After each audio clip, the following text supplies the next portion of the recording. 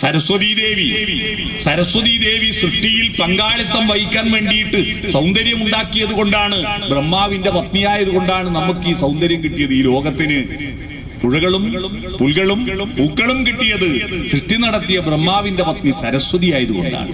സൗന്ദര്യത്തിന്റെയും കലയുടെയും വിജ്ഞാനത്തിന്റെയും ദൈവമാണ് സരസ്വതി. അതുകൊണ്ടാണ് നമ്മുടെ ശരീരത്തിന്റെ ഘടന നോക്കുക. നമ്മുടെ ശരീരത്തിന്റെ ഘടന സൃഷ്ടിയിൽ ഏറ്റവും പ്രധാനപ്പെട്ട അവയവം ഏതാ? നമ്മളോട് ആരും പറഞ്ഞു തന്നിട്ട് അല്ലെങ്കിൽ കുറിപ്പ് വെച്ചിട്ടൊന്നും അല്ലല്ലോ ഏറ്റവും പ്രധാനപ്പെട്ട അവയവം നമ്മൾ കണ്ടെത്തിയത്. ഏറ്റവും ഉറപ്പുള്ള എല്ല് കൊണ്ട് പൊതിഞ്ഞിരിക്കുന്ന അവയവമാണ് ഏറ്റവും പ്രധാനപ്പെട്ട അവയവം. ഏതാ ഏറ്റവും ഉറപ്പുള്ള എല്ല്?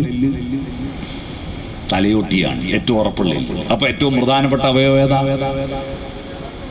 തലച്ചോറാണ്, ചിന്തയാണ് ഏറ്റവും പ്രധാനമെന്ന് പ്രകൃതി തന്നെ നമുക്ക് കാട്ടിത്തന്നില്ലേ? ഏറ്റവും അപ്രധാനമായ അവയവം ഏതാ? എല്ലില്ലാതെ വെറും ഇറച്ചി മാത്രമാക്കി വെച്ചിരിക്കുന്ന വയറാണ്. എല്ലില്ലല്ലോ, ഇറച്ചി മാത്രം. ഇതിൻ്റെ അകത്ത ചോറ് അപ്രധാനമാണ്, ഈ ചോറാണ് പ്രധാനം. എന്നാൽ അമ്പലങ്ങളിൽ ഈ ചോറിനാണോ പ്രാധാന്യം ഭക്തന്മാർ കൊടുക്കുന്നത്? ഭൂരിപക്ഷം ഭക്തന്മാരും ഈ ചോറിനേക്കാൾ ഈ ചോറിനാ പ്രാധാന്യം കൊടുക്കുന്നത്. ഞാൻ തെളിവ് തരട്ടെ.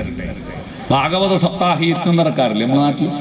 ഭാഗവത സപ്താഹ യജ്ഞം നടക്കുമ്പോൾ രാവിലെ മുതൽ ഒരാളാടുന്ന് പാരായണം ചെയ്യും. എന്താ ഈ പാരായണം? പരയിലേക്ക് അയനം ചെയ്യലാണ് പാരായണം.